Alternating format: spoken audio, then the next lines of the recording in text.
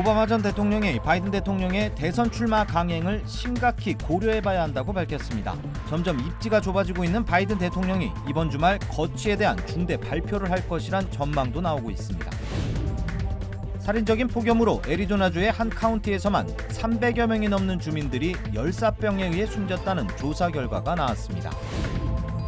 독립기념일 당시 불법 폭죽에 눈을 다친 한인 여학생이 실명 위기에 처한 것으로 알려졌습니다.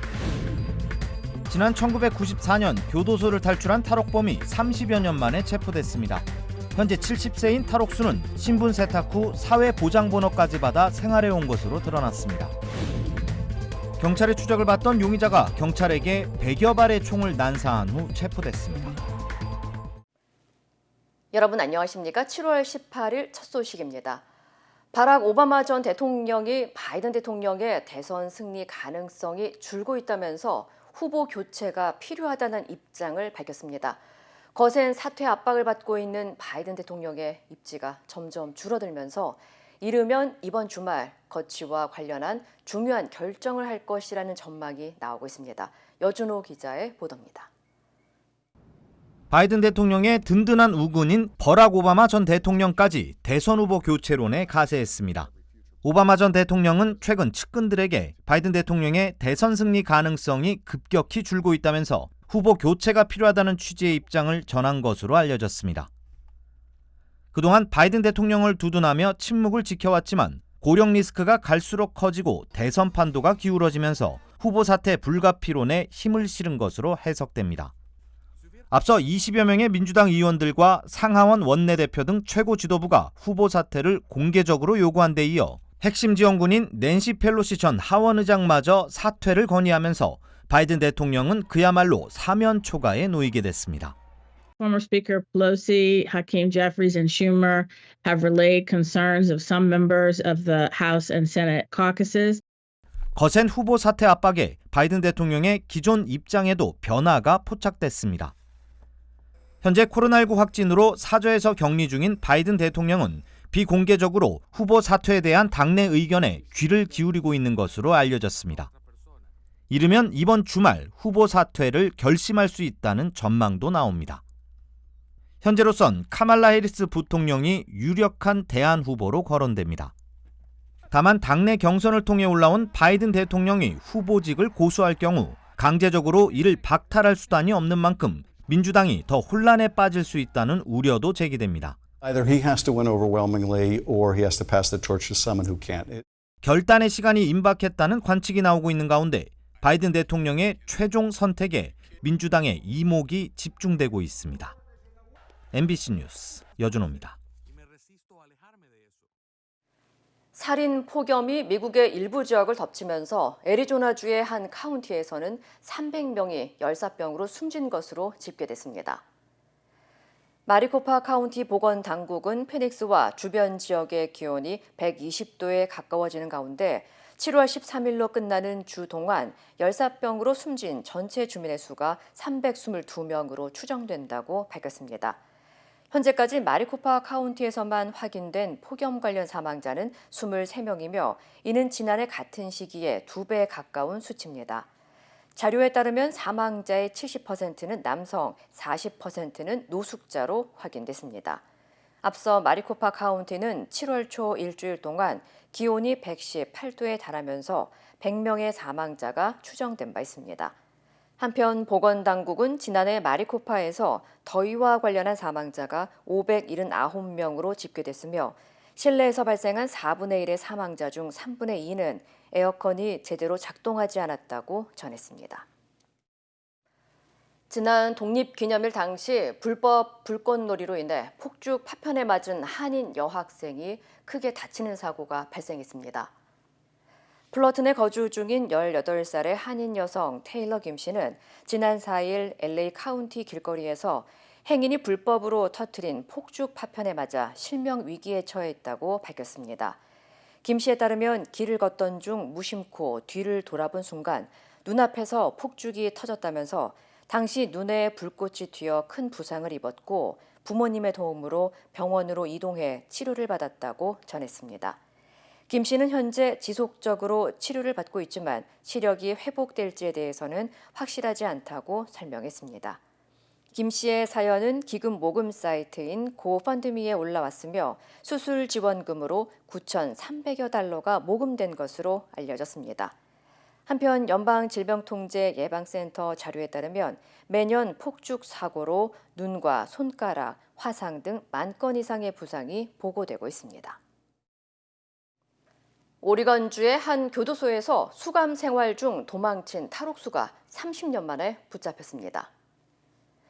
연방보안국은 성적 학대 혐의로 유죄 판결을 받고 1989년 수감된 후 1994년 오리건주의 한 교도소에서 탈출한 스티븐 크레이그 존슨이 30년 만에 70살의 나이로 지난 화요일 조지아주에서 체포됐다고 밝혔습니다.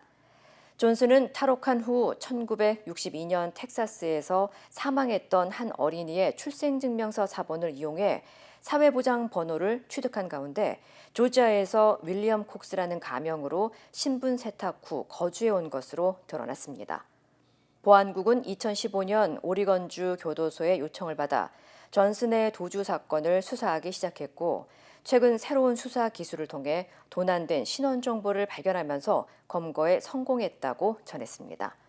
현재 존슨은 오리건주로 송환을 기다리고 있으며 그동안 오리건주의 지명 수배자 중 가장 위험한 중범죄자로 경고되기도 했습니다. 난폭운전 혐의로 자신을 찾아온 경찰에게 수백여 발의 총을 난사한 남성이 체포됐습니다. 버지니아 요크 카운티 경찰국은 35살 남성 앤드류 수살리스를 2급 살인 미수, 불법 총기 소지, 총기 남용 등의 혐의로 체포했다고 밝혔습니다. 경찰에 따르면 용의자는 앞서 도로에서 시비가 붙은 운전자에게 총격을 가하고 도주한 상태였으며 경찰이 용의자의 거주지에 도착한 순간 용의자가 집 2층에서 공격용 소총으로 경찰차에 100여 발에 달하는 총격을 가한 것으로 알려졌습니다. 이 과정에서 경찰 한 명이 총알 파편에 맞아 다쳤지만 생명에는 지장이 없는 것으로 전해졌습니다. 한편 용의자는 경찰에게 총격을 가한 후 스스로 집 밖으로 나와 체포됐습니다. 켄터키주의 한 호텔이 뜨거운 물로 화상을 입고 사망한 노인의 가족에게 $200만 달러를 지급하라는 명령을 받았습니다. 법원 문서에 따르면 76살의 알렉스 크로니스는 지난 2021년 호텔에서 샤워 중 화씨 150도, 섭씨 65도에 달하는 뜨거운 물을 맞아 바닥에 쓰러졌습니다. 이후 비명 소리를 들은 동료들은 그를 욕조에서 꺼냈지만 크로니스는 몇 초 만에 3도 화상을 입은 상태로 병원에서 장기간 치료를 받았고 2022년 6월 사망했습니다. 결국 유가족은 호텔을 상대로 소송을 제기했고 법원은 소유주 산제이 파텔이 안전점검과 유지관리의 의무를 다하지 않았다고 판결했습니다. 최종 재판 명령에 따라 크로니스의 가족은 의료비와 장례비, 고통과 괴로움에 대한 배상금 외에도 징벌적 손해배상을 포함해 모두 $200만 달러 이상의 보상을 받았습니다. 이번 판결은 숙박시설들이 투숙객의 안전을 위해 샤워기나 기타 온수 관련 장치의 점검과 관리를 더욱 철저히 해야 한다는 점을 명확히 했습니다. LA 주택가에 소 한 마리가 활보해 한바탕 소동이 벌어졌습니다. LA 경찰국은 오늘 새벽 3시쯤 샌퍼란도 밸리 실마 지역 주택가에서 난데없이 소가 나타나 2시간 동안 돌아다니며 풀을 뜯어먹고 차도에서 배회하다 차에 치이는 일이 발생했다고 전했습니다. 소를 보고 놀란 주민들은 해당 모습을 영상에 담아 경찰에 신고했고 경찰은 소를 안전하게 포획해 주인에게 인계한 것으로 알려졌습니다. 소가 축사 밖으로 어떻게 탈출했는지는 아직 파악되지 않았지만 소 주인은 함께 키우는 말들이 걸쇠를 푼 것으로 생각된다고 설명했습니다. How we wandered it right up here and the police closed, which is the right thing to do at any house, just kind of close them in till the right people can get a hold of them and get them back. But yeah. 한편 경찰은 이번 사건과 관련해 부상자나 재산 피해 보고는 없다고 밝혔습니다. 온라인 동영상 서비스 넷플릭스가 광고를 보지 않아도 되는 요금제 가운데 가장 저렴한 베이직 멤버십을 폐지했습니다. 넷플릭스는 오늘 월 11달러 99센트에 제공하던 베이직 멤버십을 폐지한다고 밝혔습니다. 다만 기존 베이직 멤버십을 구독 중인 경우 멤버십을 취소하거나 변경하기 전까지는 해당 멤버십이 그대로 유지된다고 전했습니다. 앞서 넷플릭스는 수익성을 높이기 위해 광고가 나오는 요금제를 도입한 후 베이직 멤버십을 폐지하는 수순을 밟아왔습니다. 한편 넷플릭스는 베이직 멤버십 폐지 후 광고가 붙는 스탠더드 위드 에즈와 광고가 없는 스탠더드, 프리미엄 등 3개의 요금제로 멤버십을 운영할 예정입니다. 미 전역과 캐나다에서 판매된 스팀 청소기가 화상 위험으로 대규모 리콜에 들어갑니다. 연방소비자제품안전위원회는 비셀사에서 생산한 스팀샷 스팀 청소기를 사용한 소비자들이 새어나오는 뜨거운 증기에 화상을 입는 사고가 발생했다면서 미 전역과 캐나다에서 300만여 개의 청소기를 리콜한다고 밝혔습니다. 리콜 대상은 2008년부터 2024년까지 판매된 비셀사의 스팀샷 스팀 청소기 39N7과 29, 94 모델 시리즈입니다. 해당 제품은 타겟과 월마트, 아마존을 포함해 미 전역 온 오프라인 소매점에서 판매됐습니다. 당국은 지금까지 화상 신고만 183건이 조사돼 판매를 중단시켰다고 밝혔습니다. 한편 비셀사는 해당 제품에 대한 사용을 중단할 것을 촉구했고 제품을 구매한 소비자들에게는 $60의 크레딧이나 $40의 현금으로 환불받을 수 있다고 전했습니다. 현대자동차가 제네시스와 벨로스터 등 일부 모델에서 연료 펌프 결함이 발견돼 대규모 리콜에 들어갔습니다. 연방도로교통안전국은 현대자동차 일부 차량의 연료 펌프 고장 위험으로 미국과 캐나다에서 5만 4천여 대를 리콜한다고 밝혔습니다. 리콜 대상은 2019년에서 2023년형 제네시스 G70와 벨로스터 N, 엘란트라 N, 코나 N 모델입니다. 교통안전국은 연료 펌프의 제어 밸브가 고장났을 경우 펌프에 필요한 것보다 많은 연료가 들어가게 돼 차량의 추진력이 감소되고 심할 경우 교통사고로 이어질 수 있다고 지적했습니다. 한편 현대자동차 측은 리콜 대상 차량 소유주들에게 오는 9월부터 개별적으로 무상 점검 등의 내용을 통보할 예정이며 해당 문제로 인해 차량 충돌과 화재 등 사고는 보고되지 않았다고 전했습니다. 체코 원전 건설 사업의 우선 협상 대상자로 한수원을 주축으로 한 팀 코리아가 선정됐다는 소식 전해드렸는데요. 다른 유럽 국가로 사업을 확장시킬 기회라는 평가입니다. 장슬기 기자입니다. 체코 원전 사업의 우선 협상자로 선정된 팀 코리아는 이르면 2029년부터 두코바니 지역의 원전 건설을 시작합니다. 원전 2기를 짓는 데 예상 사업비는 약 24조 원, 원전 수출로는 사상 최대 금액입니다. 2036년 가동을 목표로 1000메가와트급 대역 원전의 설계와 건설, 핵연료까지 모두 우리가 맡습니다. 내년 3월 최종 계약을 마치면 체코를 발판으로 유럽 원전 시장에 진출할 가능성도 커졌습니다. 한국수력원자력이 주축이 된 팀 코리아가 함께 입찰했던 프랑스 EDF를 따돌린 비결은 월등한 경쟁력입니다. 계획했던 시간과 예산 안에서 공사를 마치겠다는 이른바 온타임, 위딘 버짓 전략이 통했다는 평가입니다. Korejská nabídka byla lepší prakticky ve všech hodnocených kritériích.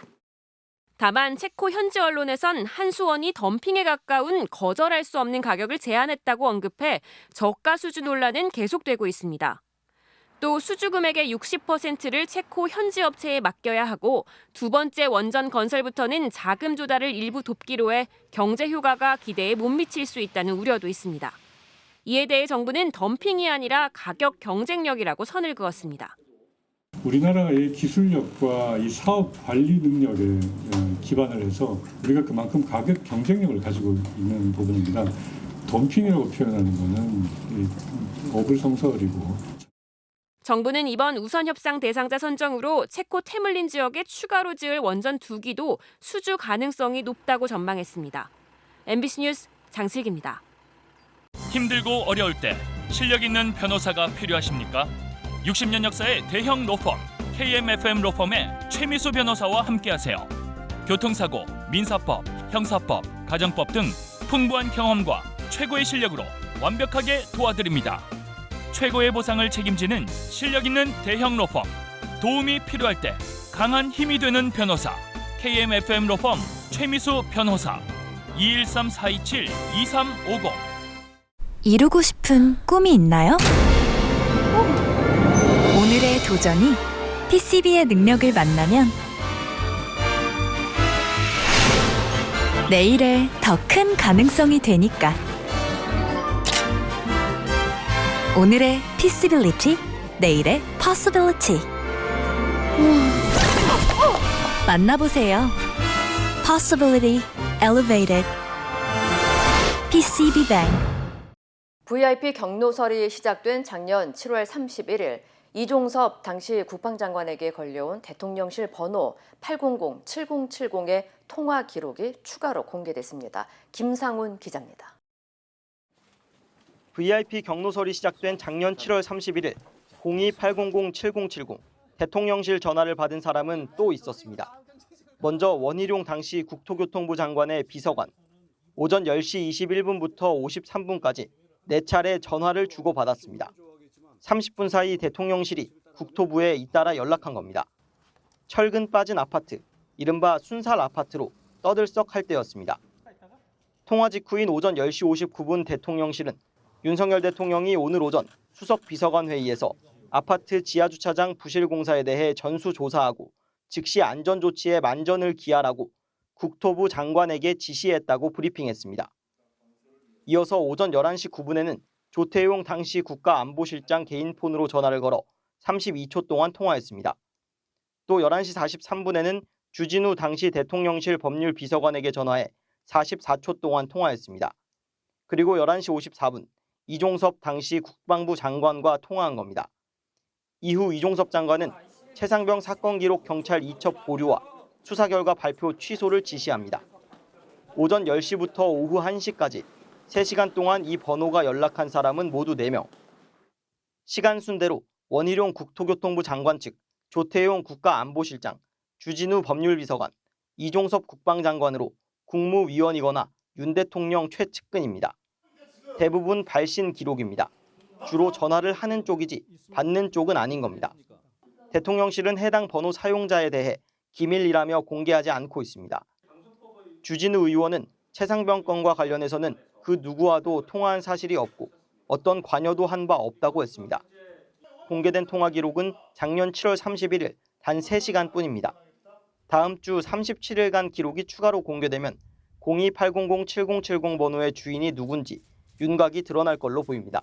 MBC 뉴스 김상훈입니다. 병원을 떠난 전공의 만여 명 중 절반 정도가 결국 사직 처리됐습니다. 나머지의 사직 처리도 임박한 가운데 정부는 9월 하반기 모집에도 응하지 않는 미복귀 전공의들은 군입대를 해야 할 거라고 압박했습니다. 공윤선 기자입니다. 정부는 수련병원 110곳이 전공의 7,648명을 어제까지 사직 처리했다고 밝혔습니다. 전국 151개 수련병원 전공이 13,000여 명 중 56.5%에 달합니다. 수도권 5대 종합병원의 경우 92%가 사직 처리된 걸로 집계됐습니다. 아직 절차가 진행 중인 나머지 41개 수련병원을 고려하면 사직 전공의 규모가 10,000명을 넘기는 건 시간 문제일 걸로 보입니다. 그간 정부가 면허 정지 등 행정 처분을 철회하고 수련 특례 같은 유인책을 제시했지만 전혀 효과가 없었던 겁니다. 정부는 더 이상 유인책은 없다며 오는 9월 하반기 전공의 모집에 집중하겠다고 밝혔습니다. 어제까지 병원들이 신청한 모집 인원은 7,700여 명입니다. 지방 전공의들의 수도권행을 유도하기 위해 권역 제한도 풀기로 했지만 실제 지원자는 많지 않을 전망입니다. 정부는 어제까지도 결원 규모를 내지 않은 수련병원에 대해선 전공의 정원 자체를 축소하겠다며 압박했고 9월 모집에도 지원하지 않는 미복귀 전공의들은 군입대를 해야 한다고 강조했습니다. 9월 하반기에 복귀하는 전공의들에 대해서는 군 입영 연기를 이렇게 특례를 적용할 예정입니다. 하반기에 복귀하지 않은 전공의들에 대해서는 군대에 입대를 하셔야 됩니다. 의료계는 요지부동입니다. 미응답 전공의들을 일괄 사직 처리한 일부 의과대에선 교수들이 반발하고 있고 전공의들은 병원장들을 직권 남용으로 고소까지 했습니다. 이대로라면 전공의 만여 명이 없는 최악의 진료 공백이 내년 9월까지도 이어질 거란 우려가 나옵니다. 이에 대해 정부는 전공의들이 복귀할 수 있도록 근무 시간 단축 등 여러 방안을 협의하겠다는 원론적 대답만 내놨습니다. MBC 뉴스 공윤선입니다. 사실혼 관계에 있는 동성 부부에게 건강보험 피부양자 자격을 처음으로 인정한 대법원 확정 판결이 나왔습니다. 동성 부부의 법적 권리를 일부나마 인정한 최초의 대법원 판단입니다. 조희원 기자입니다. 5년 전 가족과 친지들의 축복 속에 결혼식을 올린 소성욱 김용민 부부. 동성 부부라 혼인 신고는 불가능했습니다. 하지만 직장을 다니는 김 씨의 건강보험 피부양자로 소 씨를 등록할 수 있었습니다. 건강보험공단만큼은 배우자라고 인정해 준 겁니다. 그런데 이 사실이 언론에 공개되자 공단이 자격을 취소했습니다. 부부는 소송을 냈습니다. 1, 2심은 엇갈렸습니다. 1심은 동성결합과 남녀결합이 본질적으로 같다고 볼 수 없다며 기각했지만 2심은 성적 지향을 이유로 차별하는 건 헌법상 평등 원칙에 어긋난다며 피부양자 자격을 인정했습니다. 대법원도 동성 부부의 손을 들어줬습니다. 동성 동반자는 부부에 준할 정도의 경제적, 생활적 공동체라며 동성이라는 이유만으로 사회보장제도에서 배제하는 건 인간의 존엄과 가치, 행복 추구권, 법 앞에 평등할 권리를 침해한다고 했습니다. 반대 의견도 나왔지만 9대 4로 대법원이 동성 부부의 법적 권리를 처음으로 인정한 겁니다. 네덜란드, 프랑스, 독일, 대만 등 39개 나라가 동성 결혼을 법적으로 인정하고 있습니다. 하지만 이번 판결로 법원이 우리나라의 동성혼을 인정한 건 아닙니다. 최소한 사실혼 수준의 법적 보호를 받을 수 있는 길을 열었다는 의미가 있습니다. 재산분할 청구권 행사나 사망보험금 수령도 법적으로 따져볼 수 있습니다.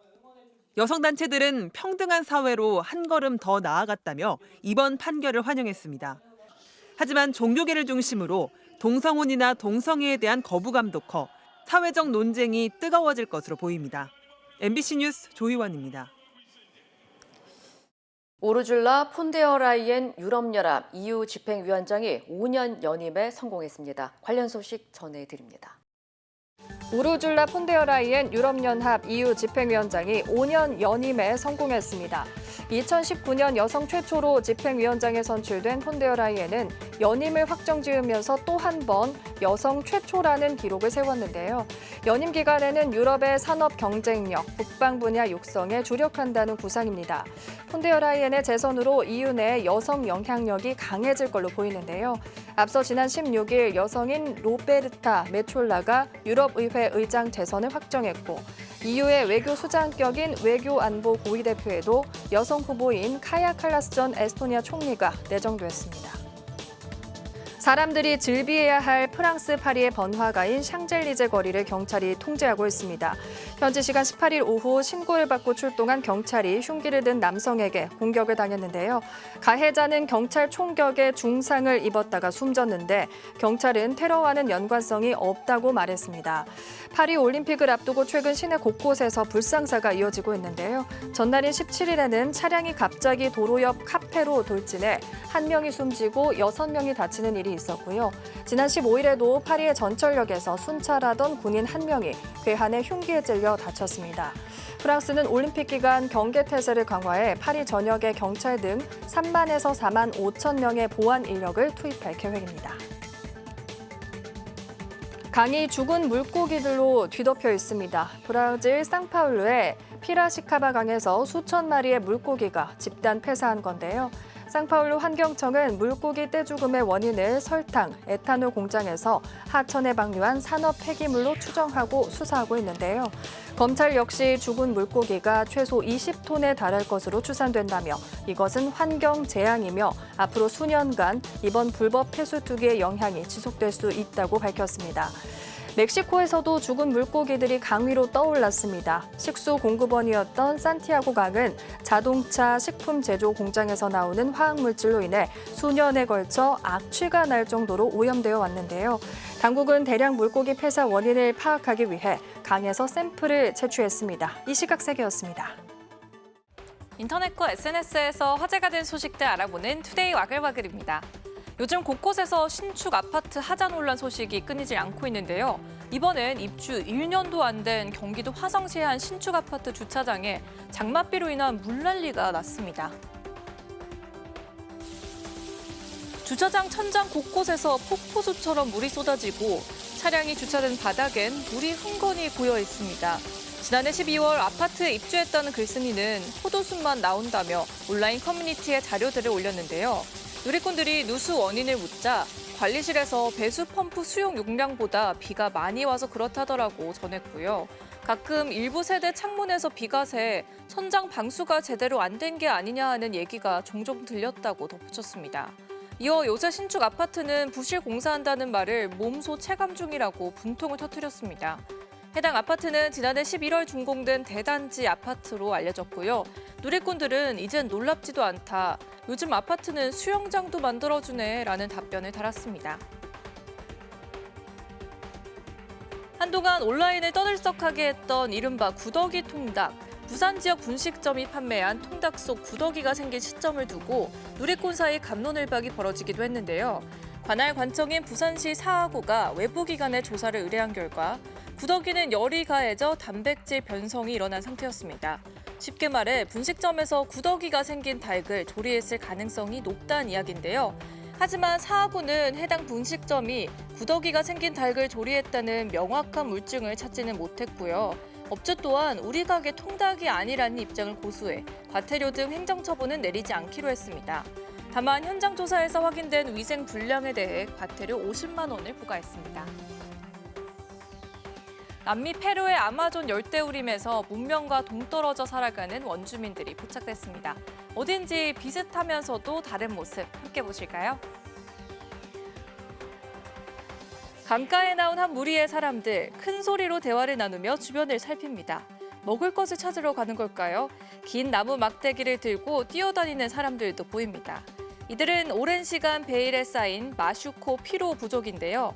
아마존 일대 약 750명이 흩어져 살고 있다고 추정할 뿐 알려진 정보가 거의 없습니다.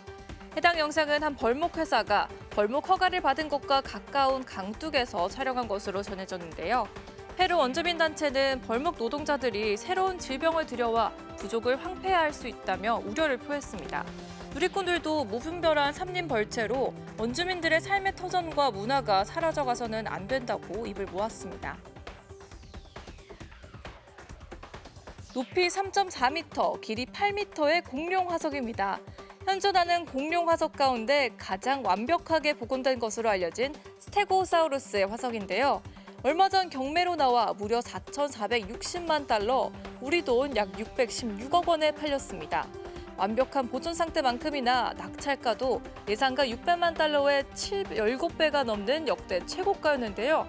낙찰자는 알려지지 않았지만 미국의 한 기관에 대여하려는 것으로 알려졌습니다. 일각에선 과학적으로 값을 매길 수 없는 귀한 공룡 화석들이 개인 소장고로 숨어버리진 않을지 걱정하는 목소리도 나오고 있습니다. 투데이 와글와글이었습니다.